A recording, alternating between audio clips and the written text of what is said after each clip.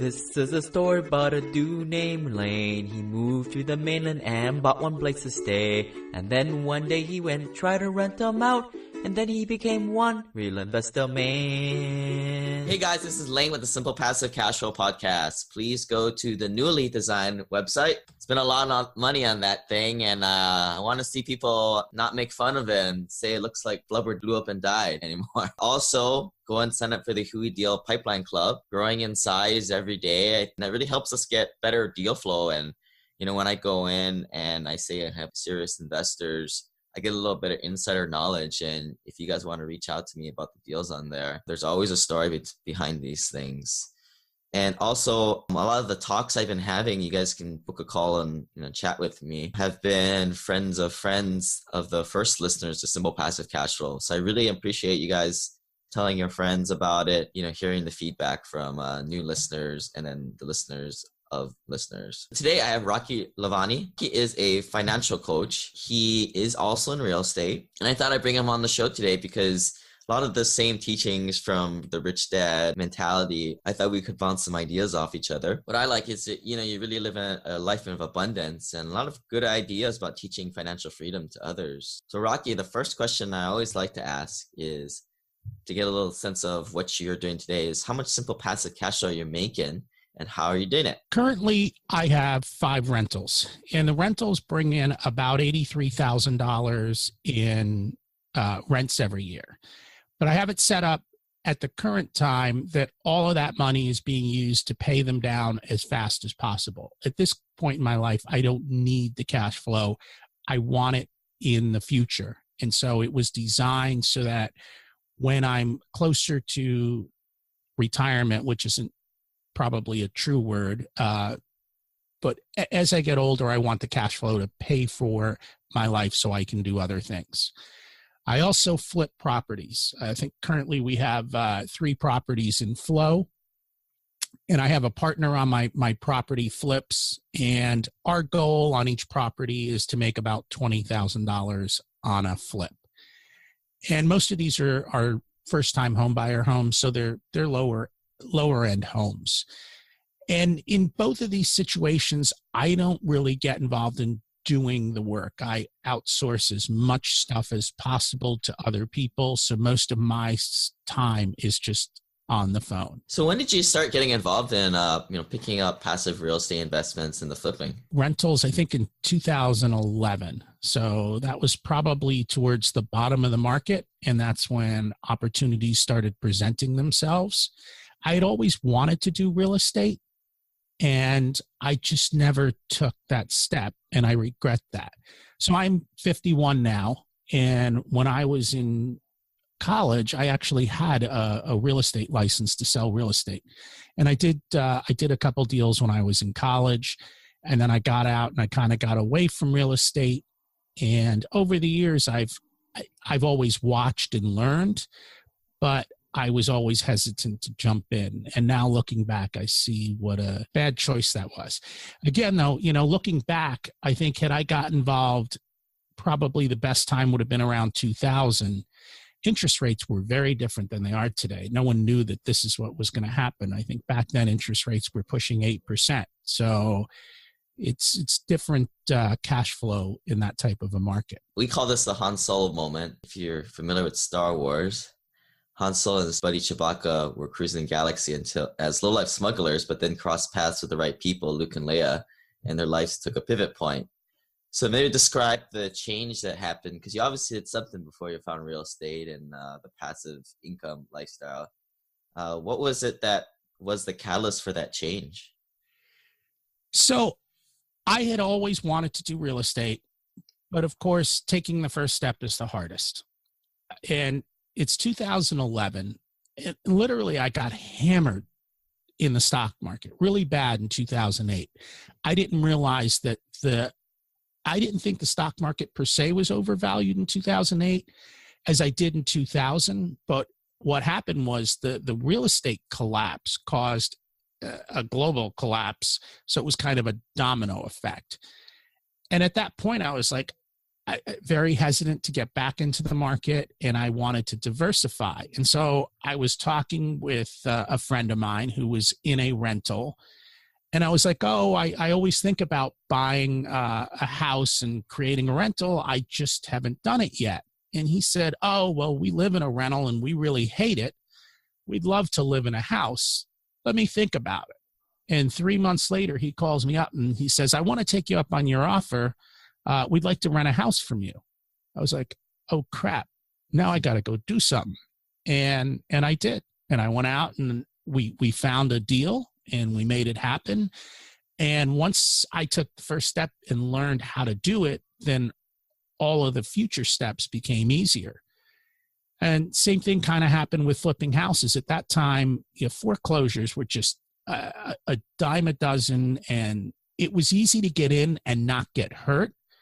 And when I got into the flipping business, my number one rule was I don't want to lift a hammer. So if we can find people to do the work, I'll do this. And I had a partner, and that also helps, having someone else to push you along.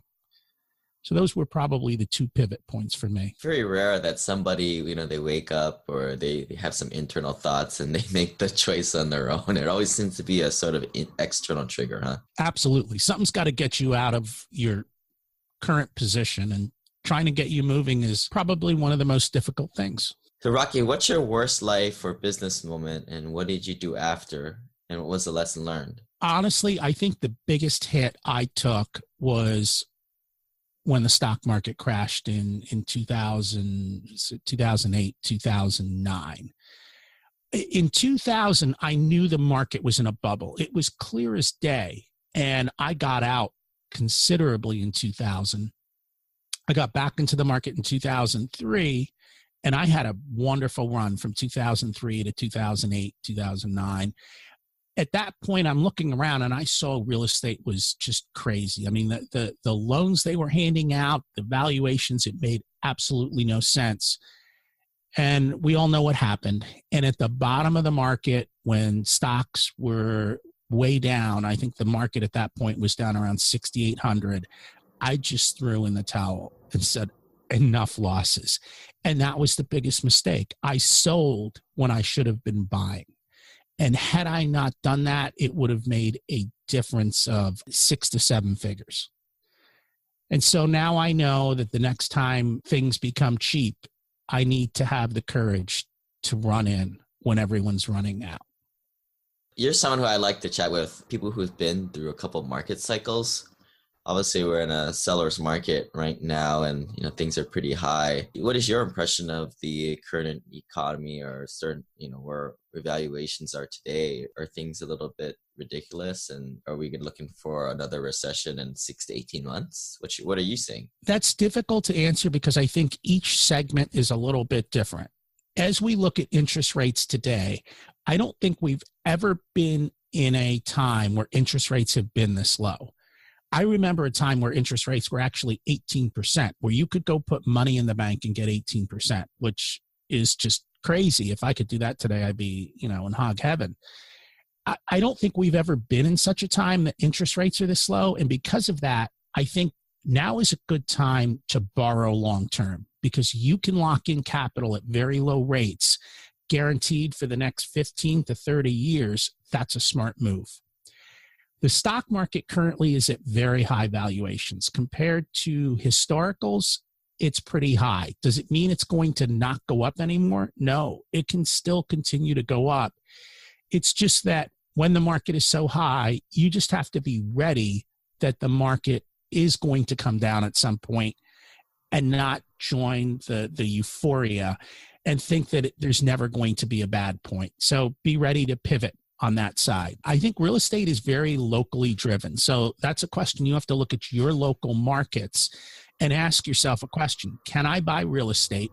Can I rent out the real estate? And can I make it run on a positive cash flow basis? And when I say positive cash flow, I mean paying the note, paying the taxes, paying for repairs, because they do occur, paying off your insurance. So all my costs, can I buy real estate and rent it for more than that? And is the area that I'm buying in an area that is continuing to improve versus decline. So if you're in a good area and it's improving and it's growing and you can make the numbers work, then go for it. But if it's not, you shouldn't. And I think a lot of people don't take the time to truly answer that question. And the other thing, I think you're going to see a systemic shift overall. Technology is dramatically changing the world. It's unprecedented, and it's happening at an even faster pace. So you just have to be ready to continually learn and be ready to pivot as things dramatically change and take advantage of new opportunities as they come up. Last night I had another meeting, and I run to these people who say they're cash flowing $400, and I'm like, well, like, what are the numbers? What are you renting it for, and what's the market value? What'd you buy it for? And it's well below the 1% rule. In fact, it's like 0.8. And I'm like, okay, well, like you said, like, you got to account for all the maintenance, repairs, vacancy, property management. Well, a lot of these people are doing their own property management, and that's another story.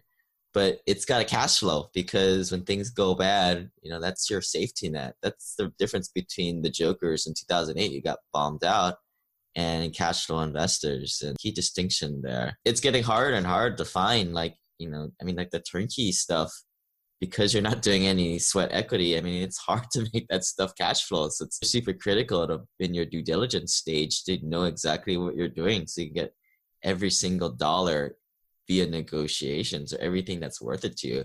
If not, you're probably going to be picking up a negative cash flow property. And Rocky, here's another question for you about the economy. Like, I guess from what I saw last time in 2008, the housing market and the stock market were sort of connected. Is that usually how it is? I don't know that there is normally that correlation, in a sense, because when the stock market collapsed in 2000, the real estate market took off and it bubbled out. I don't know that there's a direct correlation. I think in that case, people lost money in stocks, and so they wanted to find a new safe haven. And everyone always said, you can't lose money in real estate. Well, that turned out not to be true. I think the reason real estate valuations are going up today is because, unfortunately, the mentality in this country is to buy a payment, not to buy value. So what I mean by that is people are saying, I can afford $1,000 a month. What does $1,000 a month buy me? And when interest rates have dropped to such a low rate, $1,000 a month buys you more. However, when interest rates start to go up, people aren't going to be able to buy that same house. And so one of two things is going to happen. They're either going to buy lower, or the value of houses is going to drop because the people who would normally buy them can't afford them. The price of that house has to drop. I don't like to make predictions going forward because I have no idea what's going to happen. But the reality is those are the numbers, and they speak for themselves. Yeah, now what you're alluding to is called the affordability index. It's not really a score that's kind of kept, but it's the monthly payment divided by, it has something to do with the interest rate, how much people can afford, how much monthly payments. And that's just been going up and up and up. The affordability has been going a higher percentage of the family's income. And that's definitely a bubble territory. It is. And so when you think about rental real estate, the question is if you can cash flow and you have buffer, it doesn't matter what happens to the underlying property value, because as long as you still get your $1,000 a month rent, life is good. So as long as we have inflation, you will continue to grow as long as your loan is locked in. If you go buy a rental property with a 5-year note, that in 5 years, it's a commercial note that's going to reset, and it's at 3% today, and it goes to 8% in 5 years because the economy goes nuts, you're going to be in trouble. That's a risk you've really got to lock down. You want to make sure that your loans are locked and loaded for as long as possible, because interest rates, they can't really go much lower. They can go a lot higher, and you need to control that risk. People get a little upset when I say, the turnkeys aren't really that great these days. And they're like, well, what the heck do I do? But, at the end of the day, you're still making, high single digits with cash flow, which not including all the other mortgage pay down and depreciation and all that other stuff. And quite frankly, like everything is, they call it cap rate compression. Everything is, the returns are just coming down and down on everything. You're not making your 12% cash flows anymore. You're making single digits on the turnkey stuff. Multifamily apartment buildings, maybe you're not making above 20% IRRs. Maybe you're making 17% IRRs. I mean, it's like, well, okay, so what else are you going to do?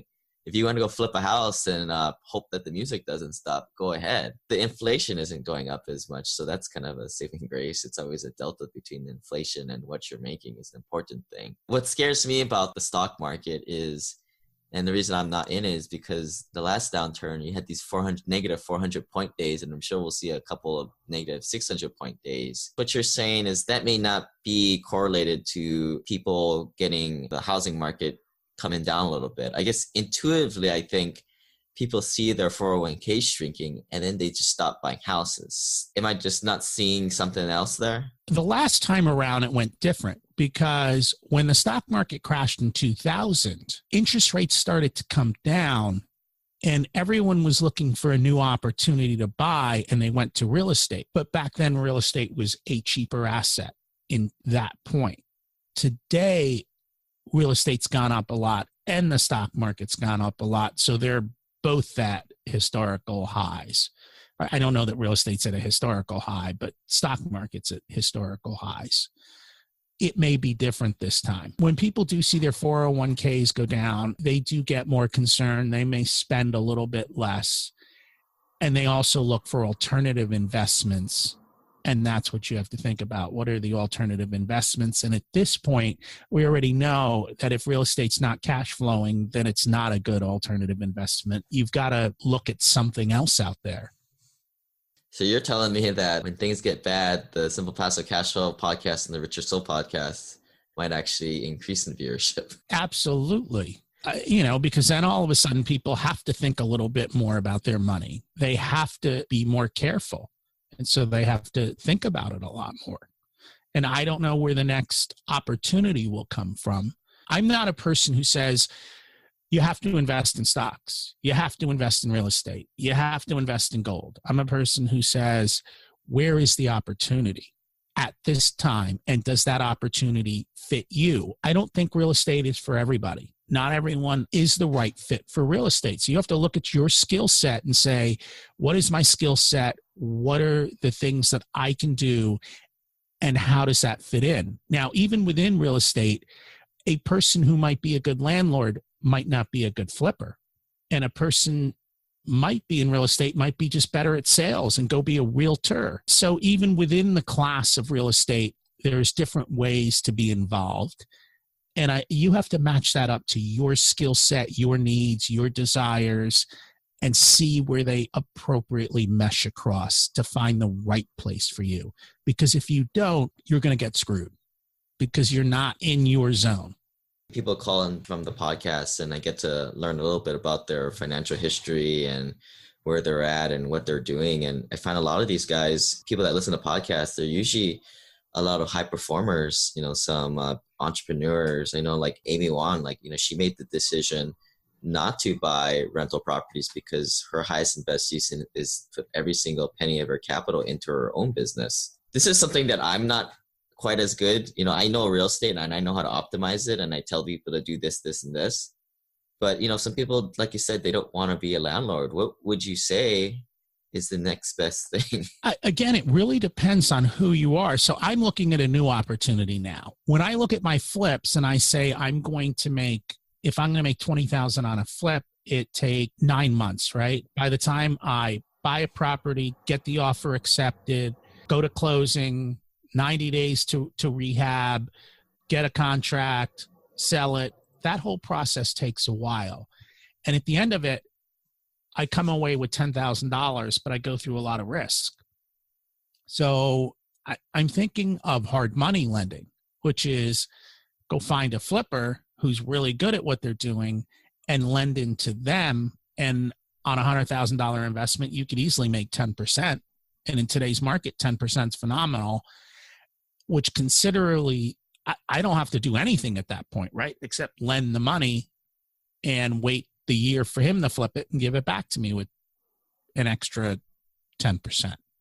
So that is another way to get involved. But in that case, you need to have the money to hard lend out to somebody. You don't want to go borrow that money and lend it if you can't handle the whole deal falling apart. If you want to come over to the Simple Passive Cash Flow website, check out the Hui Deal Pipeline Club, and you guys can pick up deals like private money lending at 12%. I don't really put on the 10% stuff. I see 12% as the standard rate. So that's what I put up there. Unfortunately, a lot of the deals are hard to come by. So that's the problem. And you have to vet the person doing the deal in the sense that you don't want to go lending money to someone who's doing his first flip, who has no clue what they're doing, because that's a high risk. And if the deal falls apart and he doesn't have the resources to pay you back, and, do you want a house that's 2,000 miles away from you that's halfway fixed up in a market you don't understand? You really need to know what you're doing if you're going to do this.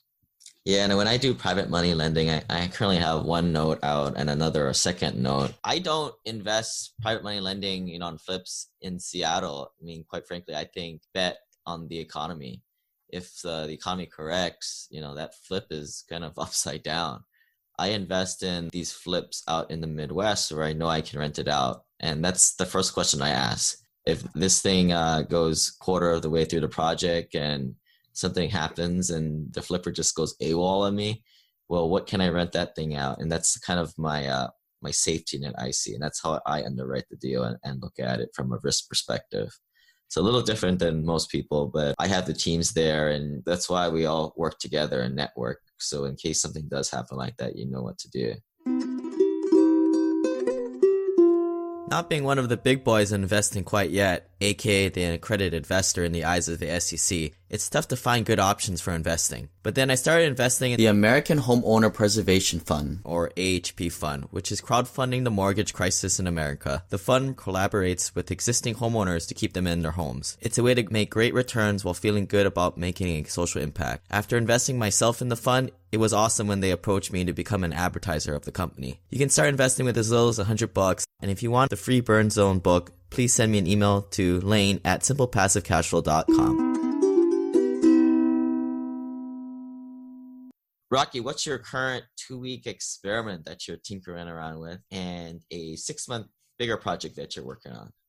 About to go on a big vacation. So I think right now my focus is on getting everything done so I can go away and not have to worry about anything back home and have it all automated and run without me. 6 months, the big thing I'm working on right now is I lost a lot of weight a couple years ago, and I weight lift and I'm good, and I'm trying to just get to that next level. So I just started a new program, which is a fitness program that's really about mobility and strength. So that will be the 6-month project, to go through that and make myself physically stronger and much more mobile, because without your health, then nothing else really matters. Eat junk, you're going to feel like junk at the end of the day, and that takes away productivity. Is something that you recently thought about burning your cash on for time savings or an improvement in quality of life? I think I need to get a virtual assistant so I can dump off a bunch of stuff. I just listed a rental the other day, and literally I've got 25 emails and phone calls to deal with.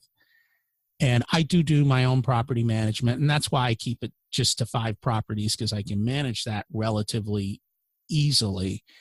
So I think I've got to figure out and spend some money to make that whole process easier for me. It's sucking up too much of my time to have that many people calling me. Changed my business. I went through life for a couple of weeks there, just listing things, like dumb things I was doing, and I to pass it off on them. But yeah, that's been a big help for me. Something that you recently changed your mind on, since I see that, often our ego gets in the way of greatness, and a lot of times people just are unwilling to have an open mind. And, sometimes I catch myself in this predicament too. Been frustrated with and let go of, and that is all of the political stuff going around. And I've learned to just shut up and let it go and walk away and just ignore it all, because I can't affect it. And all these people have too many emotions tied up in it. And common sense and logic don't matter. So I think I've made up my mind to just let go of that and walk away and just leave it alone. I think that's a pretty common sentiment, again, for people who are killing it in life off to bigger and better things. I mean, the news is just headliners, whether it's political news or the news in your Facebook news feed. In life, there are people who consume content and people who create it. Abundance comes to those who create things. So a lot of guys, they say, or even girls, they say that their spouse is really into news, and they get wrapped around every little thing that happens with Trump or this or that. What is your thought on what do you do when your significant other is so entrapped in the news of other people and things outside of their circle of influence? I guess the first thing I would say is, did you notice that when you were dating them? And did you continue down a path? Pick your spouse wisely, because if your spouse leaves you, they're going to take half your money and a big chunk of your life. So make the decision wisely up front. If you're already in the situation, clearly, we each have our own things that we love and do. Just consider it their hobby and let them go do their thing and let it be. Don't get involved in those conversations. It's not going to go well. So do your due diligence properly. Get a mentor. It seems like a lot more these days people are doing these types of things, and they're keeping their money separate, and they're doing all of this. Here's the deal. If you're getting married, you're becoming one. And if your attitude isn't 100% in, then in a sense, your underlying mindsets and attitudes are driving you into a place you may not want to go. But if your mindset isn't 100%, I'm going to make it work with this person, and their mindset isn't 100%, it's going to make it work with this person, then you're going in with the wrong mindsets, I think. That's the one. I've been married for over 20 years to my wife. We've had fights, we've had disagreements, but the one underlying thing is we have the same mindset. We will never get divorced. Knowing that, you figure out how to make it work. I see it a lot. One spouse is very controlling over the finances and know everything. The other one, that's just not their skill set. And what I see is when you combine finances into one pot and one person has total control over it, the other person disengages. And now they're feeling like, well, screw it. I just have an allowance. I don't care. Whatever. I'm just going to spend it. So it can go both ways, all in one, but still open communication. I'll be honest, my wife doesn't really touch the finances. She doesn't care. As long as she can enjoy what she wants, she's happy. And I think, when I was young and stupid, I said to her, you should be on a budget. And quite frankly, I'm glad she said no, because she spends a lot less than that budget was. So we're actually in a better place. These are the conversations you need to have before you say yes. You need to make sure you're on the same page, money-wise, kid-wise, religion-wise, where you want to live-wise. Where are you two going together? Make sure you're both on the same page. I don't know that people have honest, deep conversations up front. The conversation's usually like, yeah, we'll get married and I'll change him. Guess what? You just created a disaster. The last question here is the Tony Robbins identifies two large concepts that we're continually struggling to gain perfection at. The first is the art of fulfillment, and the second is the science of achievement. So if you left us tomorrow, Rocky, and I were to email this out, what is your first secret or hack to the science of achievement? Particularly unique, but I will tell you, and I think this is something that I know you do on your website as well. Begin with the end in mind. So I know where I'm going. I know what my legacy is. My eulogy is already written. Now I'm just living it. Every day I live my eulogy because I know where I'm going. Any way that manifests in everyday life? Yes. So a big part of my eulogy is to be a great father to my kids. I have 2 teenagers. And so I build my life to have the freedom to be with my kids. And so every day I have time to spend with them and help and guide them and do things with them and teach them and help them figure out their purpose, not my purpose for them, their purpose for themselves. Are you trying to teach them about passive real estate investing or just flipping houses just to build that sense of what worth is? A little bit. What I'm more interested in teaching them is financial principles, in the sense of, this is what a balance sheet looks like. This is what cash flow looks like. This is what money is. This is how you lose money. This is how you invest properly. So learning to do due diligence, learning that you have to work. It takes work to do things, build a base, build relationships, build good health habits, eat properly, work out, like all the different, I'm teaching them mindsets and the habits. So it isn't specifically to real estate, because they might not be real estate people. From our call from our first chat, talked about editing our podcast, and I get the VA to do it. But you mentioned you get like this 12-year-old kid to do it. And I joked about, oh, that's trading. You're teaching them trading your time for money. But, when you're young, that's probably the best thing to do to reach that breaking point, to realize how backwards it is and how you need to be building streams of income. Yes, he's trading time for money, but you know what else he's doing? He's absorbing this good content. Absolutely. And his dad tells me the content comes back in conversations, and he's getting it. So here's a 12-year-old kid who's learning to be healthy.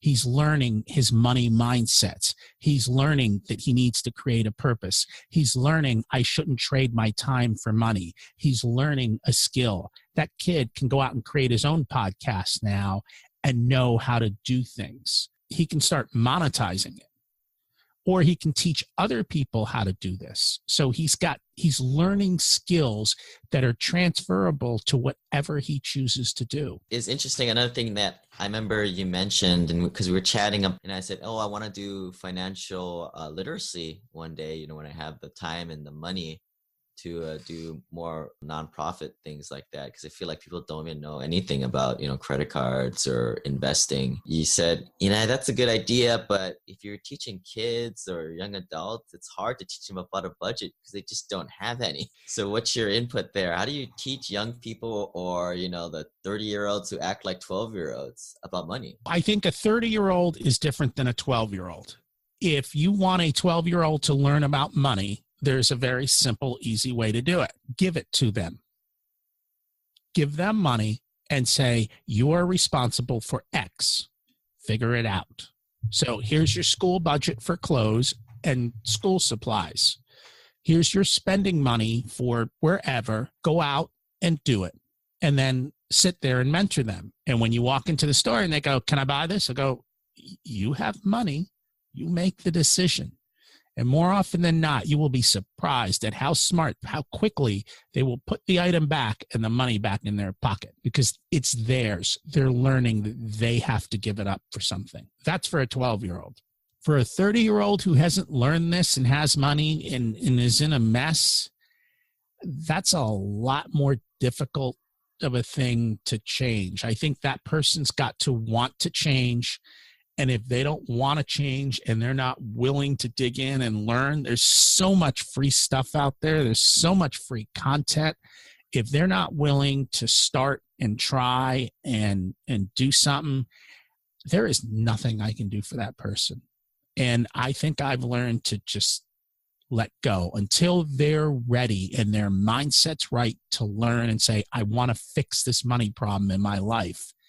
There's nothing I can do for them. Yeah, thinking back to when I'm a kid and when I was a kid, a lot of my peers were sort of growing up in these commonest atmospheres where our parents gave us money just as an allowance or a handout, essentially. And we didn't really, it was never any kind of program where if we wanted something to go and get it, we just didn't learn these skills because we just didn't have money. I mean, me personally, I don't know how I did it, but I always had found a way to save away $100, $200. I literally had money buried in the backyard because I always had money. And that's what kind of started me always thinking about it, because I kind of had it. So I totally get you on there. Secret or hack to the art of fulfillment to wrap us up?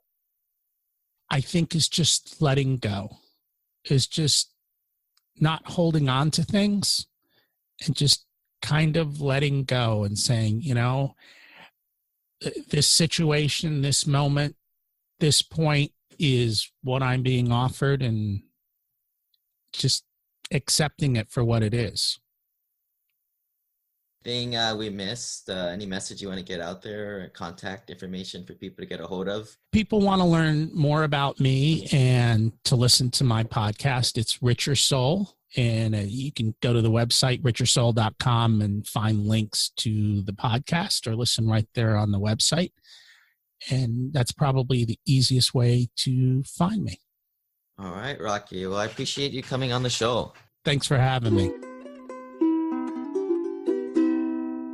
This website offers very general information concerning real estate for investment purposes. Every investor situation is unique. Always seek the services of licensed third-party appraisers and inspectors to verify the value and condition of any property you intend to purchase. Use the services of professional title and escrow companies and licensed tax, investment, and or legal advisor before relying on any information contained herein. Information is not guaranteed, as in every investment there is risk. The content found here is just my opinion, and things change, and I reserve the right to change my mind. Above all else, do your own analysis and think for yourself, because in the end, you are the only person who is going to look out for your best interests.